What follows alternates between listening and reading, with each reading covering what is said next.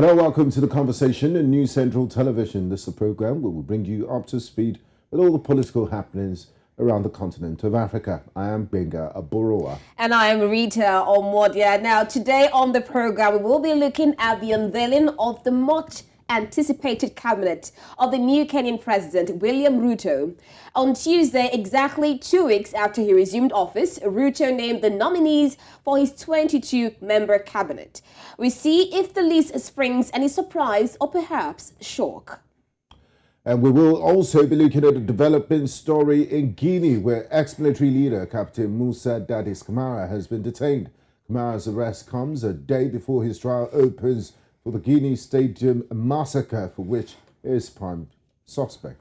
Yeah, it's been 13 years since the last stadium massacre, of which people were opposing his rule, the junta rule of Camara. Yeah. And it's nice to see that justice has finally been served. It's similar to what happened in neighboring Burkina Faso. Yeah. But then again, we saw a shocking, a man that has been wanted by the country came into the country for presidential summit, and it was, I mean, it's... We wonder what will happen this time around. What sort of justice is there? Exactly. So I'm not too keen on justice being served in Guinea. But let's get to our first story. Kenya's President William Ruto has unveiled his new 22-member cabinet on Tuesday, 2 weeks after he was sworn in as Kenya's fifth head of state. At a press conference, Dr. Ruto stated that Deputy President Rigathi Gachagua will, in addition to deputizing him, chair intergovernmental relations and chair constitutional commissions. The president named Musalia Mudavadi as the prime cabinet secretary, saying the position is the most senior office after the president and vice president. Now, President Ruto also appointed Harriet Chigai as the advisor on women's rights, Monica Juma as national security advisor, and Justin Muturi as the attorney general, and Mercy Wanjau as the secretary to the cabinet. The president also revealed that the country's two highest-ranking police officials, Inspector General Hilary Mutyambai and Director of Criminal Investigations George Kinoti, have both resigned. Ruto's biggest challenge will be to unite the country after a beating election campaign and ease the hardship felt by ordinary Kenyans as prices for basic goods soar. Now, join us for this conversation. We have John Kaguchia, a member of parliament, Mukurweini, Kenya. We also have joining us Abdullahi, Analyst, governance and policy analyst, Nairobi. Gentlemen, welcome to the conversation. Thank you for having me. All right, so I'll begin with Honorable Kaguchia. Now, what's your reaction to the composition of President Ruto's cabinet? I mean, looking at the elections and all that has happened, finally we see the combination, the composition of the cabinet. What's your reaction to it? The president has been able to nominate a cabinet which looks much more of, political cabinet in terms of most of these have been politicians, elected politicians in Kenya. And they have also been in the field with him. They have been working on the ground, looking for votes together. So they've been campaigning together. And so for this reason, many people have seen it as a cabinet which is much more politically oriented and which would be able to understand the real issues which are coming from the people on the ground because they have an experience of being elected. And this is a departure from what was done 10 years ago by now his predecessor, Uhuru Kenyatta, together with himself, where they nominated a cabinet which was full of technocrats. And these technocrats were seen to be out of touch with reality. They were seen to be out of touch with the elected leaders who represent people. And so many times they would be seen to be dismissing elected leaders. And for that reason, the president seemed to be cut off from the electorate. So this cabinet now, which has come here, is expected to connect much more with elected leaders and hence connecting more with the electorate. And it's expected that this cabinet is going to deliver on the president's plan, which definitely is has an economic model which is referred to as bottom up. And also important to note is that the government or the president promised during his campaign tours that he would elect or he would nominate a cabinet which had many women. And in this case, we have seen that the women in this cabinet are quite a number. There are many of them. The president has also been seen to be keeping the promises that he gave to his campaigning partners, like Musalia Mudavadi, who was promised a prime chief cabinet position. So he has gotten it. So he seems to be keeping promises and also trying to get a balance of the politicians versus the technocrats. Okay, thank you, Honourable Kaguchia. I would like to bring in Abdullahi. Some critics say the cabinet is highly political. Honourable Kaguchia just said that, and that this cabinet rewards politicians who helped him and Kenya Kwanza secure victory at the polls rather than technocrats. What's your take on this?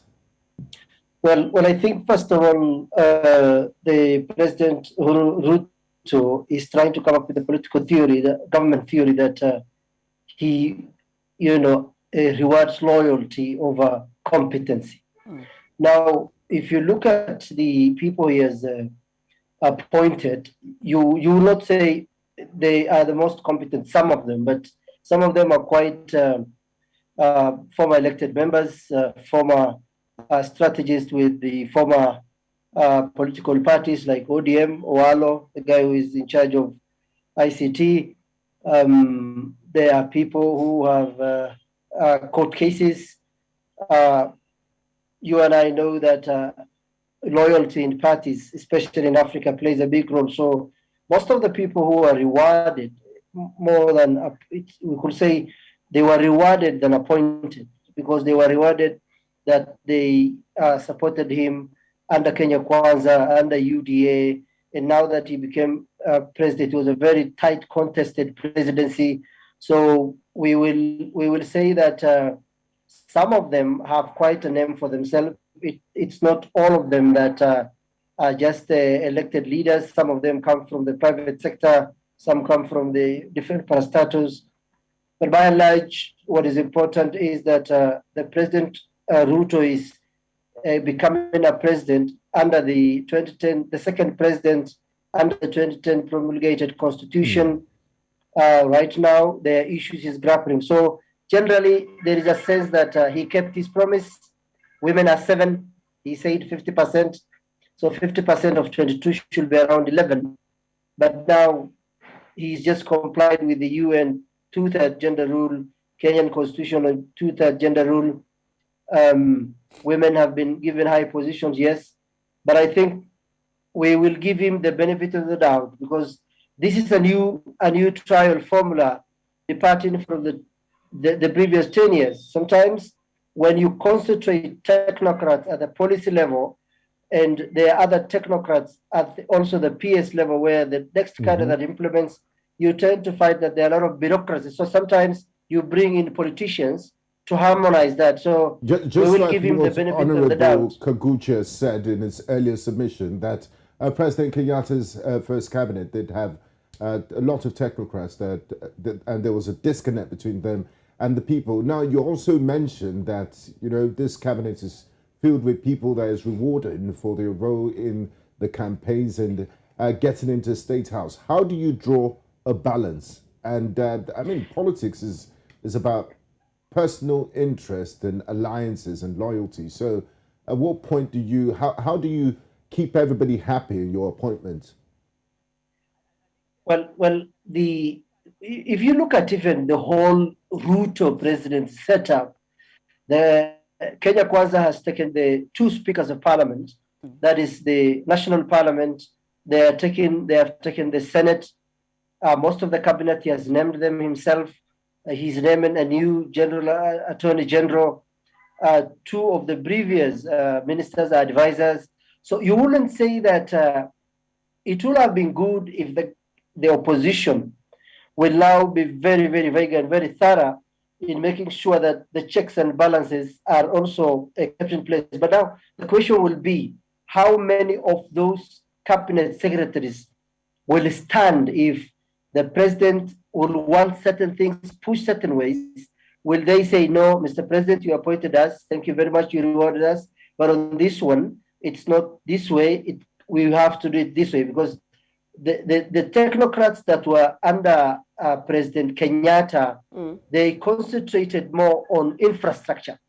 So if you look at the difficulty of sometimes having technocrats looking at the interest of the elites, currently the people, you might say that they are hustlers, bottom up, but the people who are in government are most of them people who have stayed with the Moi regime, Kibaki regime, and few others. So it will take upon Kenyans, the civil society, to make sure that this government delivers, because we have a president who has appointed all his friends. He has appointed the Speaker of Parliament, who is his friend from his own party backyard. We have a Senate Speaker. So how do we balance accountability and the president's action are going to be scrutinized? Now that lies with Kenyans and the civil society and maybe the international community. But we will tomorrow. They are coming. The Parliament will be open tomorrow. I'm sure the president will give his keynote speech. We will listen and follow. But it's quite very difficult to say that they are going to stand up to him. He's a very, brutal, sometimes mentioned in Kenya, a very tough person as an individual. So how is that going to be pushed? And how is that going to accountability and equity in this country? Because if you look at even the cabinet, the biggest two shares, even though regional balance has been done, has gone to central Kenya, where the deputy president come from, and the Rift Valley, where the president himself comes from. Remember, he has already 3 people from his background. Okay, Abdullahi, there's a point you brought about, that is rewarding loyalty over competence. I want to bring in Honorable Kaguchia on this particular position. Now, Abdullahi mentioned something about people, about keeping up to his promises and, of course, creating loyalty from his cabinet members. Do you think this will be a problem in his administration on getting people who have the competence to do the job, rather than people who are loyal to him? Let me put this into perspective. The President William Ruto did a very difficult campaign, since he was campaigning against his boss, because you remember his boss Uhuru Kenyatta, the outgoing or the predecessor, was supporting Raila Odinga for the position of the president. And you will note that the president used the technocrat cabinet that they had appointed together with the deputy president that time, William Ruto. And they used that cabinet to campaign against William Ruto so that he doesn't take the presidency. And so what the president, or what the deputy president then, who is the William Samoei Ruto, what he did was to look for the best politicians who had best experience in politics, economics, social affairs, and the ability to mobilize people. So he looked for the very best, and he sat with them, and they crafted an agreement that we work together in the field to look for votes, we campaign together, and once we are able to get the positions, then we can be able to have you lead this cabinet docket, and the other person takes the other cabinet docket. And so if you look at the cabinet that William Samoei Ruto has now come up with, it is for the very best. In fact, these are the people who are able to outsmart the Raila Odinga and Uhuru Kenyatta together, combined with all the technocrat cabinet that existed that time. They were able to outsmart them, and they were able to work beyond them. In fact, there's something everyone kept saying, that William Ruto went away with the brains from the Jubilee government. And it is these brains that were used to help him to capture the position of the president. And so it is only gentleman for him now to give the positions as per the discussion, as per the agreement that was earlier on done. And so when I look at this cabinet, I look at it as a cabinet which is highly qualified, highly competent, a cabinet that is going to deliver for the country. And it is important to note that if someone had been elected, it doesn't mean that they are not capable. It doesn't mean that they are not competent. It doesn't mean that because someone is loyal to the president, they are not competent enough. Look, for example, at the cabinet secretary in charge of finance, Professor Ndungu, Professor Njuguna, who has been governor of the Central Bank of Kenya during Mwai Kibaki's time, the person who brought so much prosperity in the economic well-being of this country. Now he has been given a higher docket as a cabinet secretary in charge of treasury. Look at Professor Kithure Kindiki, a highly qualified politician who is the outgoing senator of the Rakanid. In fact, he was meant to be a deputy president. Now he did not get the position of the deputy president, and so he bargained and agreed with the president that once he gets the presidency, he's going to give him the position of the Minister for Interior, a very, very powerful position. These gentlemen are highly qualified. If you look at the women and men that the president has brought on board, they are highly qualified. But we are happy as parliamentarians because the president has also been able to bring up a cabinet which has politicians. As I said earlier on, those technocrats sometimes disconnect with the representatives of the people. They disconnect with the problems and the issues and challenges that are facing the country. And so we would rather most of the technocrats are taken to the level of permanent secretaries or principal secretaries who are one level below the cabinet secretary. And then the cabinet secretaries are highly qualified politicians who have been in the field, who have looked for votes, who have been elected before, and also who have knowledge in various fields, especially in the field that they have been appointed to act. So I want to congratulate the president. And I have a lot of confidence, and many Kenyans are very optimistic about this cabinet which has been formed. And again, I would also want to say that the president has also balanced all the regions in the country. So if you look at the positions that are there, they are well balanced. If there are few more people who are coming from Mount Kenya region or from the Central region, it's also because he also received almost 50% of his votes from that region. So it's only fair to still allocate positions as per the population, as per the votes, as per the economic well-being, as per the voice of the people in this government. So really, I don't see anything wrong with this. Okay. Thank you, Honorable Kaguchia. Yes, and there's nothing in the Kenyan constitution that says, because President Ruto has been elected for a 5-year term, that, you know, when he gets to half of his term and he sees that ministers are not performing, he can always reshuffle his cabinet. Now, Abdullahi, President Ruto named Amani National Congress Party leader, Musalia Mudavadi, to be his prime cabinet secretary. I mean, he had to use a presidential decree to come about this position, prime cabinet secretary, in keeping with the Kenya Kwanzaa pre-election agreement in the newly created position. What are the functions of this role and how important is it? Well, I think the positions have been created for the people who were with them in their affiliate parties and had coalition. But what I think we got from, remember, apart from being a deputy president, vice president in the previous constitution, he was also the deputy prime minister one time in the country. So I think Musalia Mudavadi is the guy who is connecting the cabinet, the office of the deputy president and the president together, and then coordinating all these affairs and then making sure that the policies are implemented. Because what they're trying to do is to make sure that there is an office, top level, looking at all of them downward, that all these things are going on. This is the progress. This is what is happening. This is what you're going to do. But it also, the president is using his executive orders. He has the right to appoint and create positions. There is no limitation. But some of the, my friend talked about, they're competent, yes, but some of them have active court cases. So I don't know now when they are vetted by parliament, how a president in court by Judge Ngugi Mumbi, where a state officer or a public officer who is alleged to have committed crime against the Constitution. I think we lost Abdullahi there. We'll definitely, our technical team will be working to get him back online. Now, Honorable Kaguchia, would you like to come in there and follow up on the question I asked about Honorable Mudavadi's role in this cabinet? Yeah, let me start from where my brother has stopped. He has talked about some of the cabinet secretaries having active cases in the court.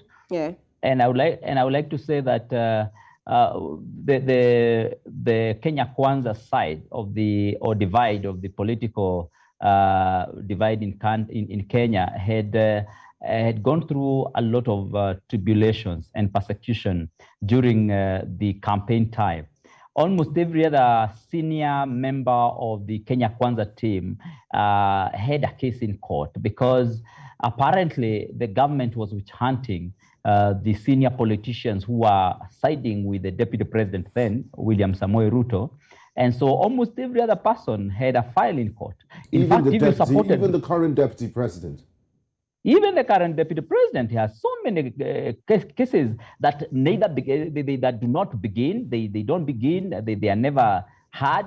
They've been postponed from time to time. Like just before the elections, they were pushed again to November. And clearly you can tell that these cases are trumped up cases. They have trumped up charges. They are not real. It's not because someone erred. Can you imagine, for example, one of the gentlemen who is being accused of having a case in court is being accused of rape?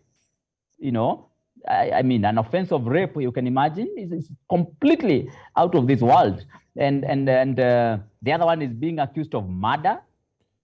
Back to the position of Chief Cabinet Secretary. Won't his roles clash and overlap with that of the Deputy President? How would they ensure that things run smoothly? Well, I think this is a new one. The Prime Cabinet Secretary almost looks like it's a Prime Minister's position, but now because it is not in the Constitution, it has been given through a presidential executive order. And so a president also who is willing to involve his deputy actively and has also given a decree and an executive order also giving roles and duties of the deputy president, unlike him who was kept in the cold. So this is a new position, and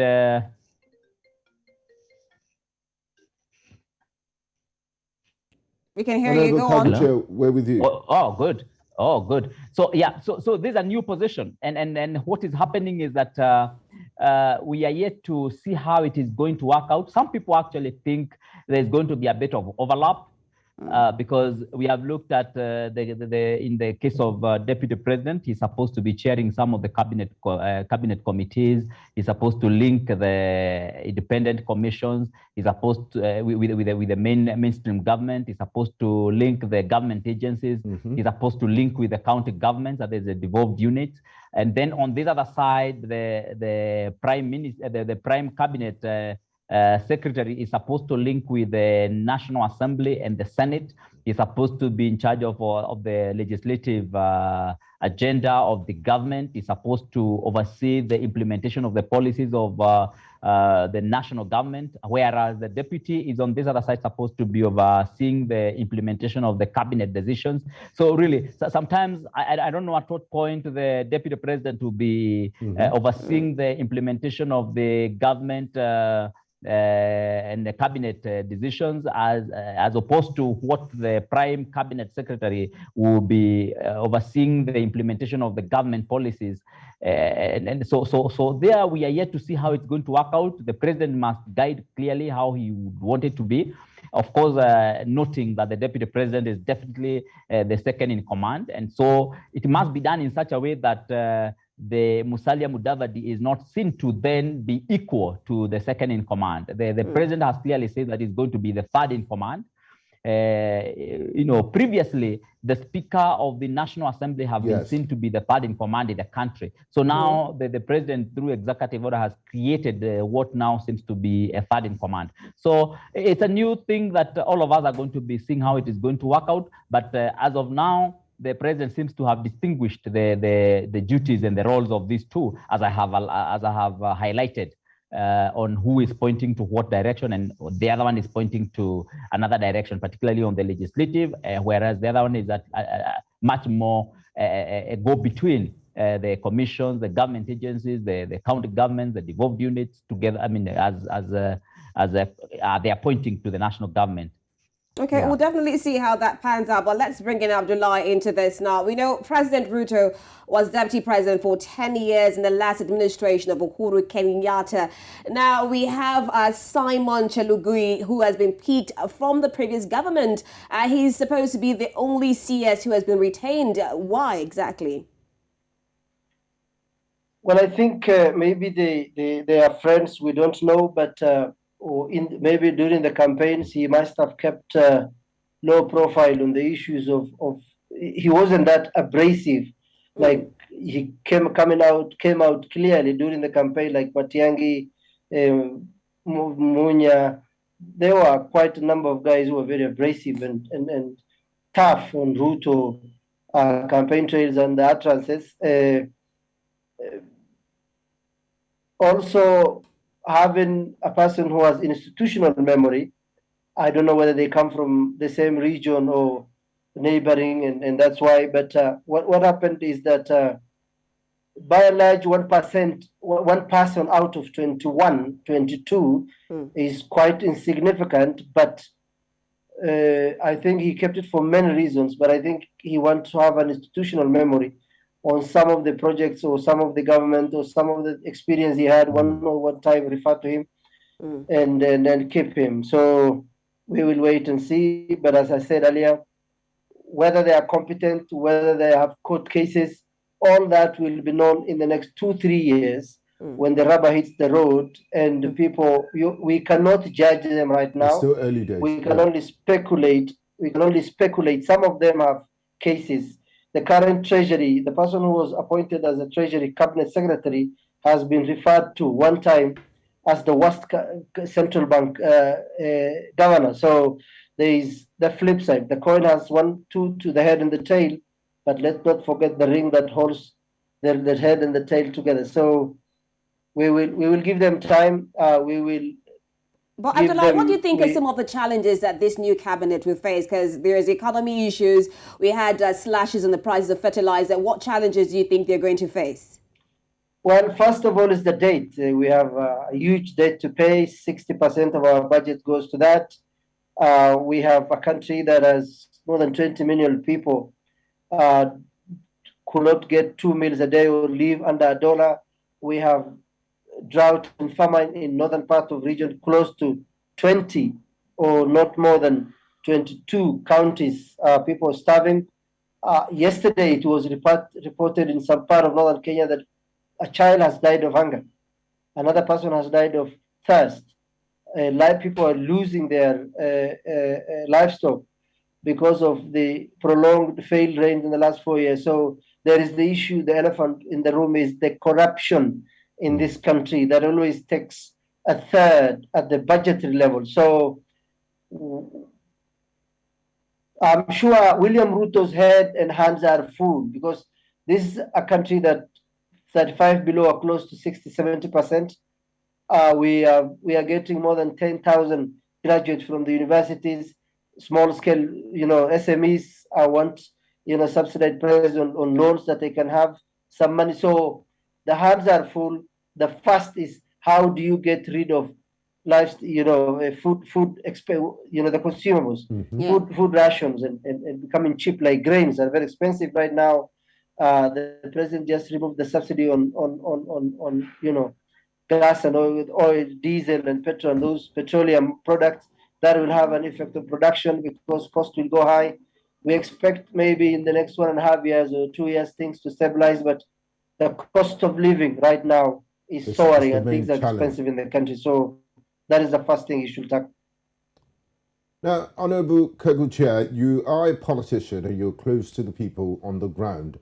How are Kenyans reacting to the appointment in the Hustler cabinet? And you did mention earlier that it's not really a Hustler cabinet. You have some people that have been in office since the time of President Mwai Kibaki, and they've been part of the establishment. So what's the reaction of ordinary Kenyans to these appointments? The Kenyans are optimistic about this new government, probably because they had gone through a very challenging time under the regime of the Jubilee government, which is exiting the stage. And so Kenyans seems to be very, very, very optimistic, particularly because of the promise of the bottom-up economic model, which is promising to concentrate resources much more to the lower part of the pyramid. It is true, my brother has said that the outgoing government was able to put a lot of resources on the infrastructure, which seems to be a benefit to the elite. And this government, which is now coming, must concentrate on putting much more resources on the lower part of the pyramid. And how to do this is by stimulating production, is by stimulating agricultural activity in the country, is by providing irrigation water, is by subsidizing production, rather than what would happen before, where we saw the previous government misusing the subsidy program, where they would be subsidizing the consumers or the consumption instead of subsidizing the production. So Kenya seems to be quite optimistic about this new government, and they seem to expect a lot of results from the new cabinet that has been created or that has been nominated by the president. In fact, most of them have clearly said that they want the parliament to pass this cabinet immediately so that they can start working yesterday. All right, thank you so much for your points, Honorable Kaguchia, and of course Abdullahi Analyst, for joining us on this conversation. We do wait and see and hope, because there are a lot of expectations from Kenyans on what President William Ruto will bring to the front burner. Thank you so much for joining us for this conversation. Thank you for having me. And right now we switch to all the situations in Guinea, where a former leader has been on trial after the Stampede massacre, of which over 100 people were killed. We'll have details after this break. Do join us again.